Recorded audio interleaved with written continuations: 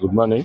एक Shrikant head constable उन्होंने guard in charge है या कबूतर खाने पे हमारे पुलिस आउट पोस्ट में उन्होंने गार्ड इंचार्ज है।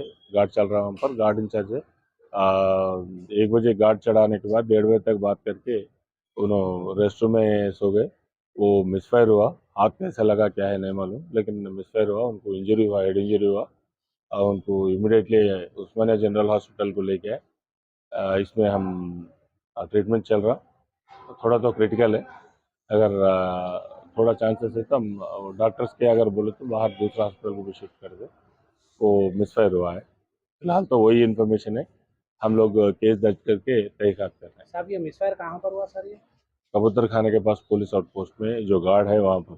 सर ये ड्यूटी पे थे सर, इन्हों श्रीकांत आपको बोला ना गार्ड इंचार्ज का मतलब ड्यूटी पे ही है ना। Right, thank you. ओके, शुक्रिया।